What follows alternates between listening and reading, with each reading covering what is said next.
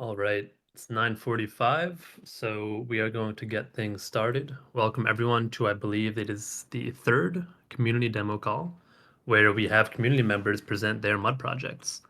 Only one rule really is show a tangible demo.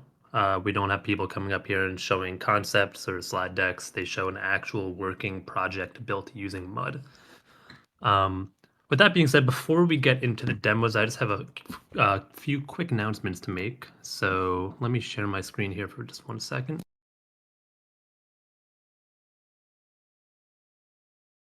All right, can someone confirm that they can see my screen? Yonata, can you see this?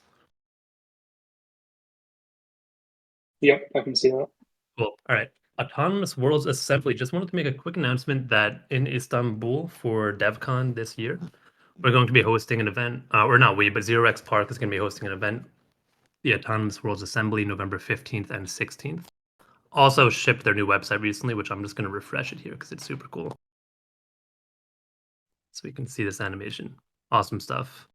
Anyways, we're going to have plenty of different AW talks, discussions, etc. here on the 15th and 16th. You can apply to attend. I don't believe they're taking applications for speakers right now, but you can apply to kind of attend it during DevCon. So that's one announcement. The other thing is that we've shipped a new community.mud.dev page. So you can check out https community.mud.dev. We now have some projects listed here from people building on mud. This is pretty incomplete right now, pretty lightweight, and we're going to be adding more projects here. But for example, you can see Words 3, which actually just released yesterday. So you can check that out. We also have a new status page, a new changelog page, a new contribute page. So a lot of new stuff for developers and just people that want to kind of experience mud projects. And yeah, I just wanted to share those two things. But yeah, from here, I'm also going to cover that at the end for people that join a little late. So if you didn't catch the URLs, I'm also going to put them in the chat. But until then, we can get into our first presentation, which is going to be Yonata giving us an update about SkyStrife. Awesome. Thank you, Kushaza. Yeah, so I'm Yunada. I'm part of the SkyStrike team. So yeah, recently in SkyStrike, we've been focusing more on the persistence layer. So kind of like the long-term gameplay, how you like get rewards for matches and how matches are created. And so with that, like part of that is like composability.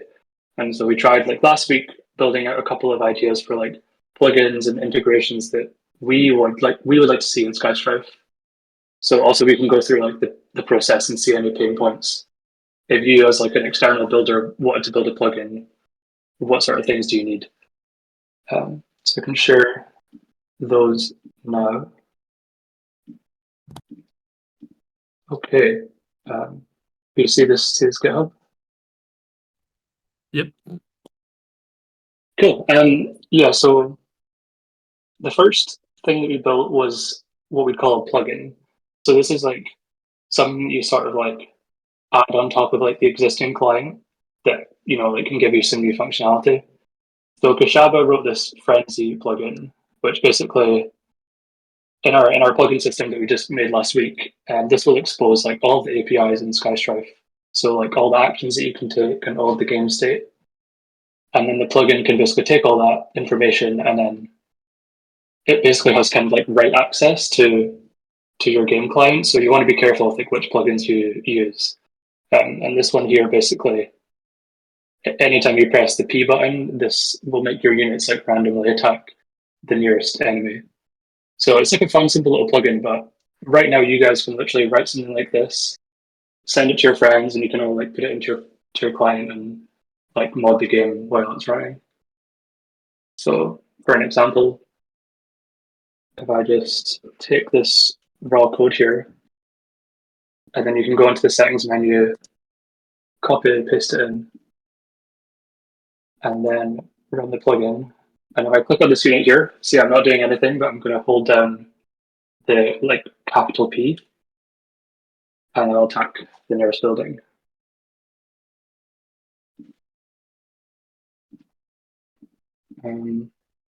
This is the like SkyStrife debug map for developers, by the way, if you don't recognize this.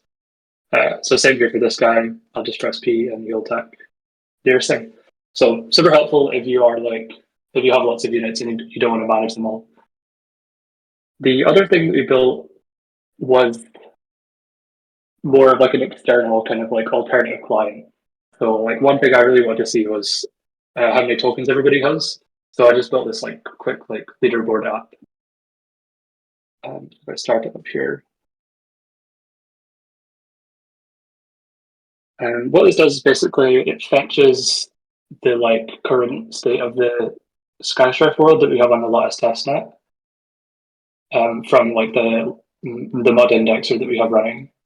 It basically takes all that data and then I think this is like the process of loading it in, which is really slow for some reason.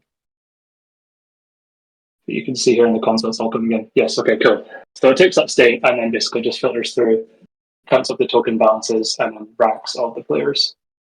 You can see here that the admin account has like a ton of tokens and also the Skypool.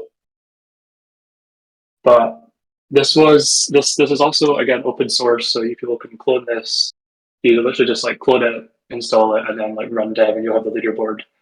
And then you can kind of go into it and like have a look around. We've exposed our mod config, so you can see a little bit of like basically how Skystrife works, like all the tables that we have and how our units work, and then you can basically take that data and build whatever sort of views you want to on top of it. I think that's all from the Skystripe side. As I say, we're really happy to like build stuff. So if you have anything like you want to see, just let us know because obviously we love seeing plugins and integrations. Cool. But I think that's all from us. Awesome. Thank you, Yonata. Anyone have any questions, comments, or anything?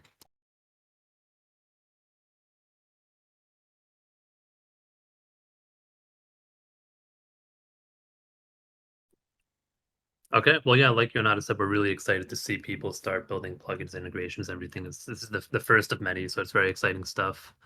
But we can move forward to the next presenter. So we have a number of people that could present next. Does someone want to raise their hand or volunteer to go? All right, Soam was the first person. I'll invite him up to speak. Going to be presenting Promodium.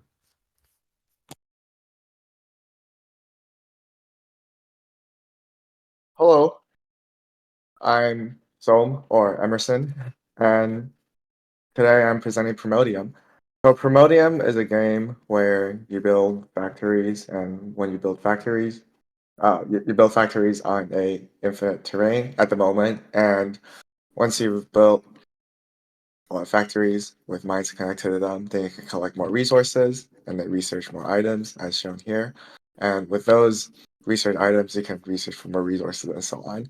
This is our current game loop, and as you can see on the canvas here, we had a lot of people playtesting in the past because it is currently live on our own testnet here. But let me just go to an empty canvas here to start a session from scratch. The first thing that you want to do is to build a main base. And once you have the main base built, then you could see all the options here, which is to upgrade to level 2, but first you need some iron. So in order to get some iron, you can build some iron mines, as I'm doing right now. Right now with level 1 main base, which is what you start out with, there are only 4 iron mines that you can be building. And once you do that, you connect 4 conveyor belts, the mechanics of which are inspired by Factorio and this other game called Mindustry. So once you've connected these mines to the main base, all you have to do is to sit there and wait for these main bases to generate resources. And while I talk about the tech stack, so the entire game right now is written with Mud. We're going to be migrating to Mud version 2 in the future as well. The canvas is written in Phaser.js, while everything is also in TypeScript, while the elements are all in React. And some of the challenges that we encountered initially was to figure out how to have like user interactivity while maintaining not a lot of lag, and that just required moving everything over to Phaser. We have our own custom implementation based on a mixture of Phaser X and also just the native Phaser API in order to enable these kind of animations. And going forward, we're also introducing a couple of game loops slated to be launched in the next 2 weeks. So as you can see on the top right, we have generated enough iron, mined enough iron from the mines, so now we can upgrade the building to level 2, which means that we can now build 3 more buildings and also research some more items that are being unlocked here. Our copper mine currently requires 300 iron, so I could research right here, and after which I have unlocked copper mine level 1, so now I can mine for copper. And I'm just going to be building 3 more copper buildings here. Oh, well, I don't have enough resources to build the copper buildings. So right now each resource is generated. Oh, fortunately I need to claim some resources. Yeah, each resource is being generated for every block. Our current testnet has a 1-second tick rate, but in our upcoming update, we're also going to have an auto-claiming system such that every action that you take will auto-claim all the resources on the top right. We're also introducing new combat mechanics, different from the one that we launched before, where each player is on its own player instance that is being launched on a each player is on its own instance where you can send troops to each other on different asteroids. Because the lore of this game so far, as with previous versions of Primodium as well, is you've landed on this asteroid and your goal is to mine some resources. And down the road, as you can see in this research objective panel, you could build a factory, but it requires level 3 base, which takes a while to build to.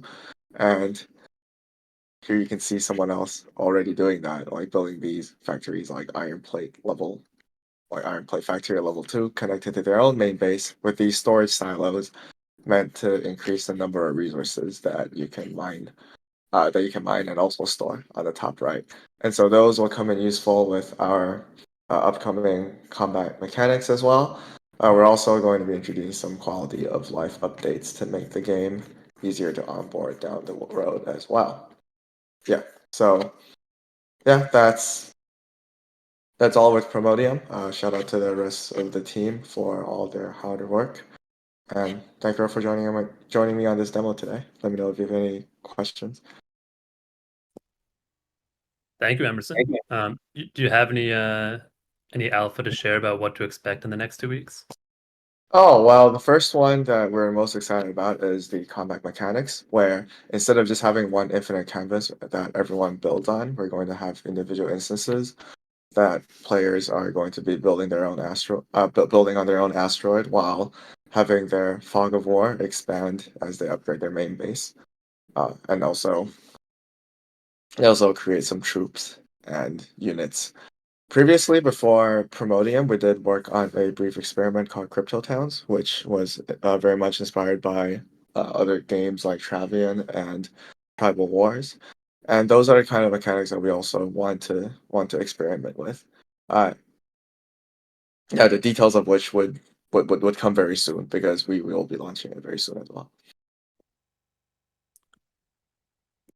Oh, what kind of testnet it is? Is it? So initially, we were live on the Lattice testnet. Again, we're really grateful that we were able to run on a testnet for so long. As of right now, we are on our own privately hosted instance, also based on like the open source code provided by the Mud version 1 repository. So we have our own services that sync to the chain that is ticking, and also provides the syncing mechanics to get these graphics displayed in the browser.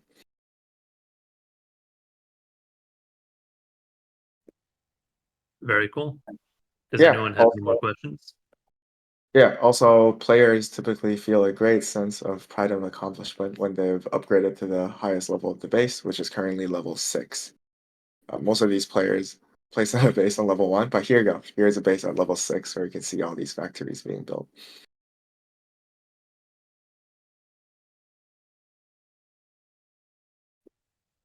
Very cool. All right, thank you, Soam, for this this awesome presentation of Promodium. It looks like we don't have any more questions, so we can take the next presenter. Thanks for having me here. Yeah, you're very welcome. See any volunteers to go next?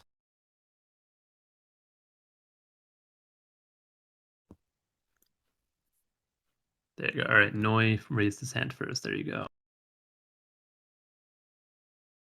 All right, welcome to the stage, Noi. Okay, okay, can you hear me? Yep. Okay, let me share the screen. Okay. Okay, hello everyone, I'm Noi from Auto Cheshire team. Now I will show you a demo gameplay of Auto Cheshire. In one word, Auto Cheshire is a fully on-chain auto chess game built with mod. Our game is open source, so you can open the link in the GitHub. We can open the dev.autocheshire.xyz. I will open it in brief for better compatibility. Here we open two windows to move to different player to play the game. Yeah, first we can create the room like autonomous word engine and password mod. After create, it will take several seconds to sync. Yeah, and we can join the room with password mod. Here we use snark to protect the password on-chain, so it will cost several seconds to generate proof. Let's just wait. Okay. It's done. Okay, we can see two player here, and the room admin can start game. Let's start it. If you have played the auto chess game before, you will be easily pick it up. You just buy hero and pick hero on the board. When the time arrives, the battle will start automatically. And hero actions in turn. It means heroes move and attack others and preset pioneer but one by one. You don't have to control any of your hero. They will find an enemy, move and attack automatically. All you can do is to select different hero and put it in different location. Here we use GPS for auto route, and hero will attack the nearest available enemy. After a round, you will get more coins. Yeah, we can find here. Have 2 coins. Yeah, for coins you can buy more hero and upgrade hero. Yeah, just buy more those. Also, you can find experience. The experience decides the level. The level decided how much hero you can put on board. In each round, the loser player's health will be reduced. When one player's health is lower than 0, the player will exit game, and the finally one will be the winner. For the game tick, the bonus wallet will send transaction in the front end to trigger each turn. Okay, as you can see, the user experience is still bad. Yeah, and there are many things to do for this game. When we start build this game, we find we need to write every basic things in Solidity by ourselves. So besides the game, we have made some library independent. We name it segment. Yeah. We hope we hope it can support something like on-chain Warcraft 3. Yeah. Currently, it only include GPS. And for the game, it's still under development. Yeah, and not available for public text. But if you want to have a try, feel free to click the link. There may be many bugs. Yeah. Okay. That's all for the demo. Does anyone have questions?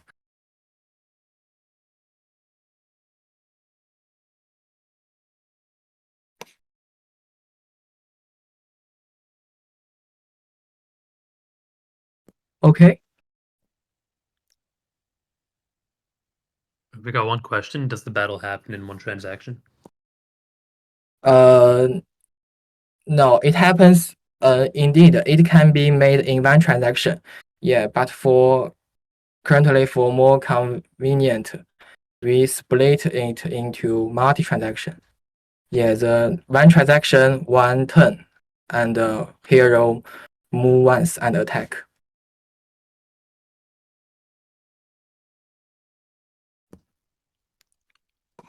I think before today we didn't find any document for the mod indexer. Yeah, so we hope we will add the mod indexer to this game soon. Yeah. Okay. As for segment, it's okay. Why we made this library is as if you made a traditional game, yeah, or you made a game on Warcraft 3, yeah, the auto root, auto find enemy is a basic function for the editor, yeah. But when we write fully on-chain game, yeah, the basic library is missing, yeah. So we hope that when we build this game, we can extract more library that can be used generally. Yeah. It's just start. Yeah, it's only include GPS. Yeah, and we will add more things. Yeah.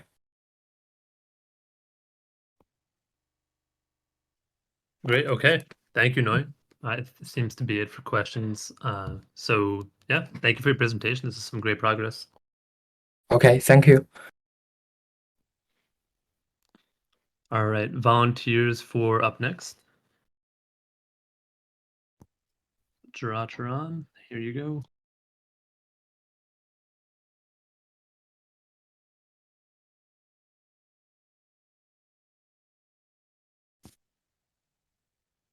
It said I brought you on stage, but you didn't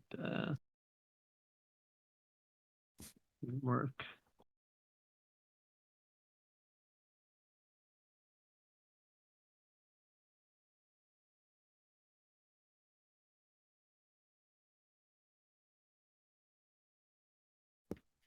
It said I invited you to speak. Do you see any notification to accept or anything?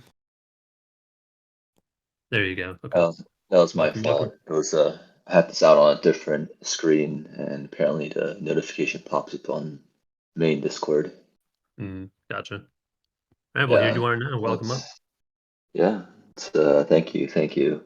Let's just hop right into it. I'm here representing Asphill Labs or Asphill Studios and our first launch, Kamagachi, which is almost there. Not quite there yet, but here, let me just. Yeah, this is You hear that actually? Yeah, we can see it. Music. Oh no! Okay. Oh no, we don't hear it though. No. Oh, well then there's no point in keeping it on. I'll just talk. So this is the first kind of room you started, and for those of you who aren't familiar with Kamagachi, you're navigating this world and collecting this spirit, kami, we like to call it, that you form a party with, something like this. These little guys who, they have their own little personalities and their stats, and you go around the world looking for these nodes that you can kind of engage with others on and farm shitcoins from. Pretty core loop to all of DeFi and crypto, farming shitcoins. But from there, actually, I won't spoil too much, but I'm here to kind of discuss some of the more exciting new features that we have kind of upcoming that we've decided to include in the first release. One of those you'll notice is kind of the more efficient ways of displaying things that are important to you, like your health and your cooldown. The cooldown's been introduced across all actions that are kind of engaging directly with the shitcoin farming. There's pages of discussion on that as to why, but for those of you who are game design minded, we'll let you ponder that on your own. Aside from that, we also have I'll just navigate the room since I'm talking. but we have quests being implemented as well as levels. Those are actually more or less done on the smart contract side, and we're just porting over some of the visualizations to the front end. But this right here is just an example of minting your little Kami token, which is fungible to start, so you can trade the unrevealed asset prior to actually minting it. And there's a reason for this, which is just summarized as more financialization. It allows you to speculate on the value of this unrevealed kind of this quantum state of a Kami, right? And when this pops out, you know what this is, and it suddenly has a more defined value in the market. Aside from that, I don't know what else to really talk about. How many people here have seen Kami already or played the playtest? I don't know how to do this. Is there like a poll or a show of hands? People can type it in. There you go. Got some people. Yeah, it looks like a good number of our friends are, professing their love for Kami. Here, let's go into actually do this real quick before we wrap the demo. But these are the Kamis I have on this node right now. They're farming. You'll notice they have very high balances, largely because I've been going around and liquidating people and stealing their assets. But you can basically pick any Kami that's within your range of what is it? If their health is low enough, based on the ratio between their harmony and your violence, you're able to liquidate them and take half their funds as a result of that. I think this guy right here, yeah, I got bumped up a good amount. Let me just collect these so I'm not at risk of losing, all of my money here.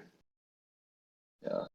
You guys don't have any reference on how much this is, but I have an absurd amount of money in the playtest.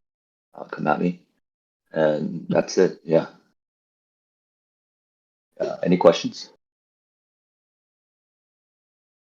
What is your tech stack? How did you guys build it?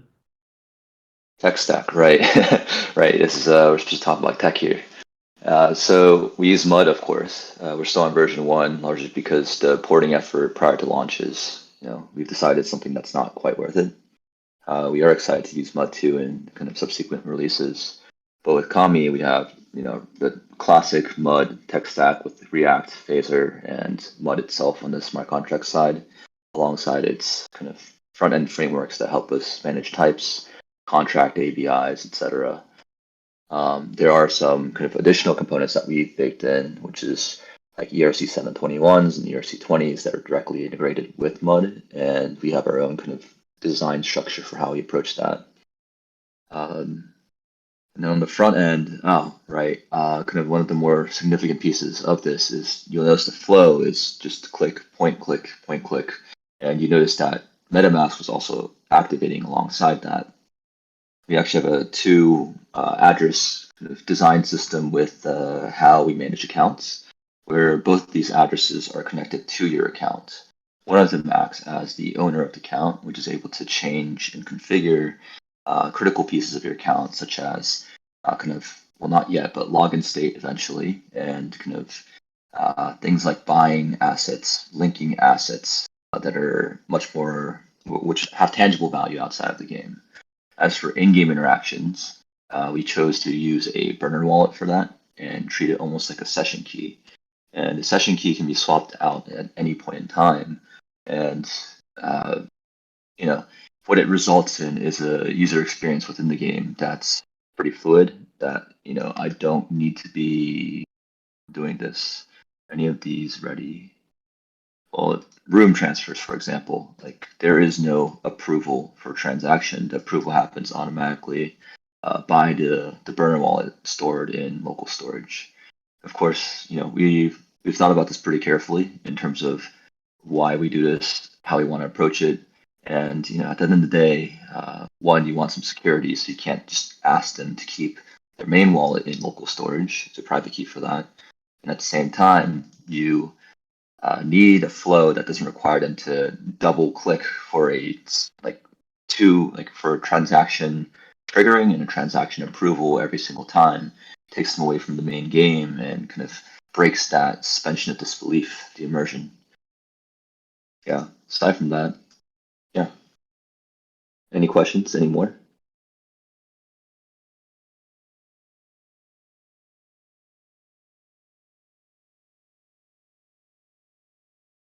Okay.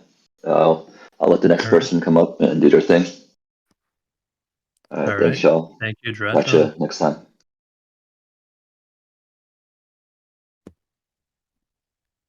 Awesome. Okay. Any volunteers for next?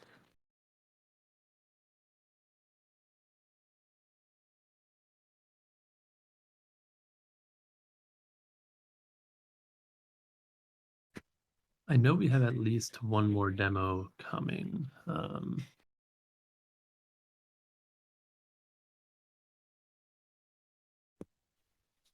Nine sticks. Hello. Can you hear me? Yeah, welcome. Okay, great. Music. I will share just a couple of words from my last 2 weeks developing, where I was on vacation. And I think I will share the video on. You will surprise me now, guys.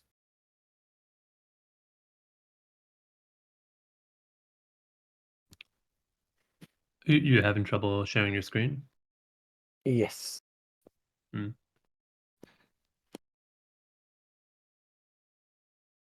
I cannot share my screen, my friend.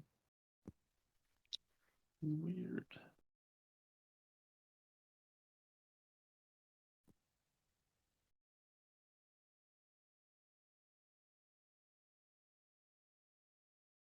No. Give me a sec. I know if you can't get it working, I know you prepared that video. Maybe I could share my screen and show the video.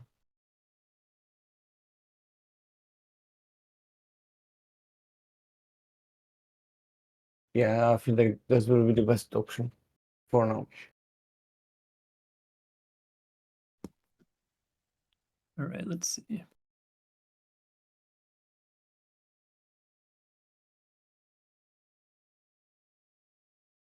I posted my Lens article. If you can see, yeah.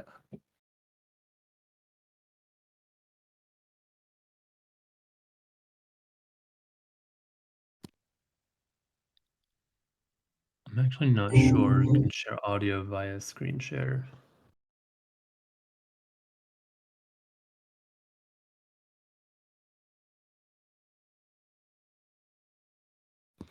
All right, let me test it. I'm going to share my screen and see if you guys can hear the audio with me. 1 second.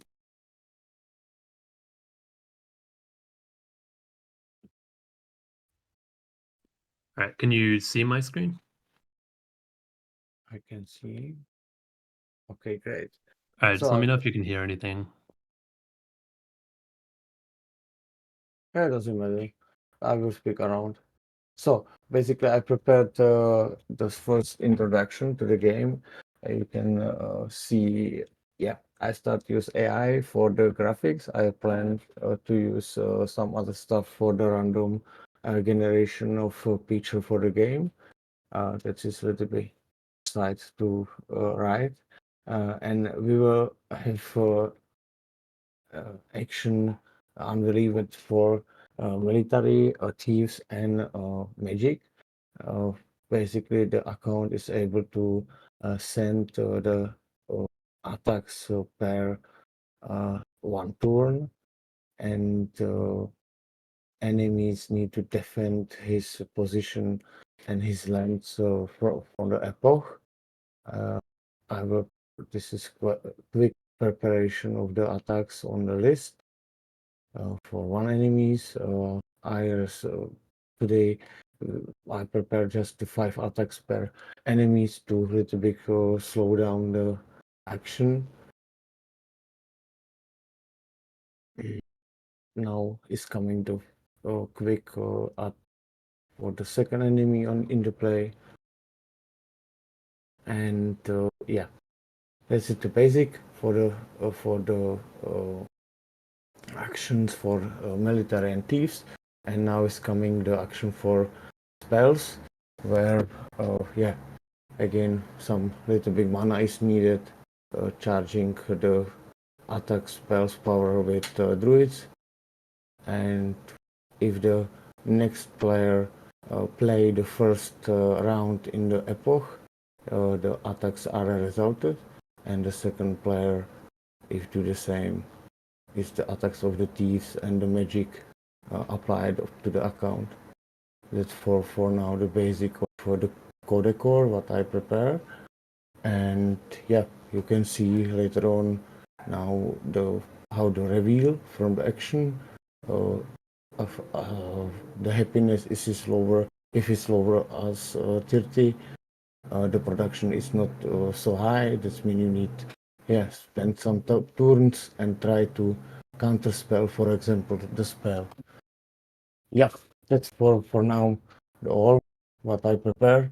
That's the basic rules, and lore. I also prepare some background things around the next steps. Thank you for listening.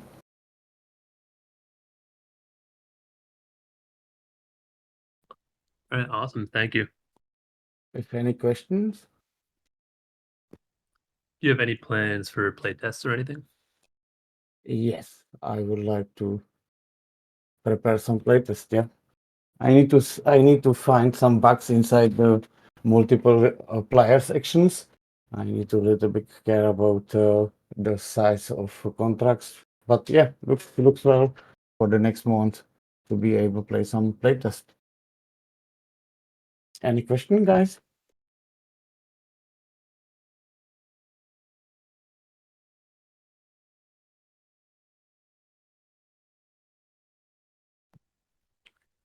Thank you.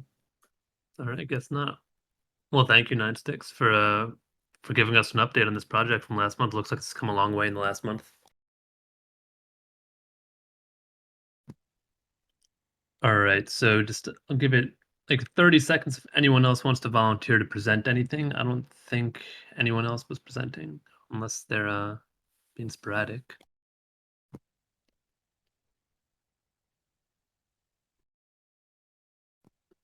All right, so then I'm gonna end off just with the same updates I said in the beginning, but a lot of people may not have caught the updates in the beginning. So just real quick,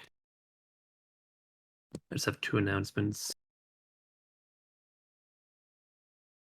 So first of all, is we released a new community.mod.dev page. If you're a developer, this is going to be a nice hub to go to a lot of different resources. We have a status page. I'll share that real quick, showing the status of a bunch of mud features. If it chooses to load.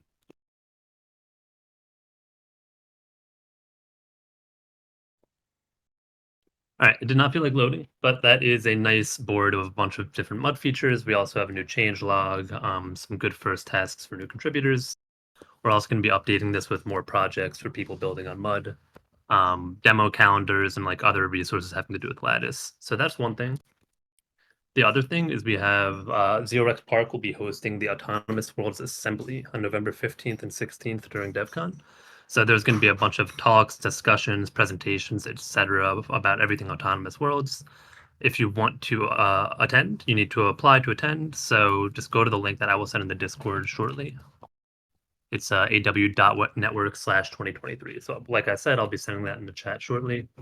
But yeah, so those were my 2 updates. Nothing else to share with you guys other than 2 weeks from now, we'll be having our next core dev call. 2 weeks after that, our next community demos call. So yeah, thank you. And actually, all right, so we have one person. Matthew, can I ask a Skystrife related question? Sure. Shoot.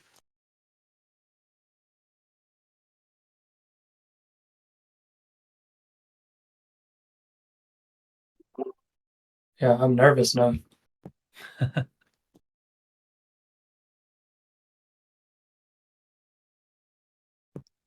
Ah, yes, Dev Connect, not DevCon. My mistake there.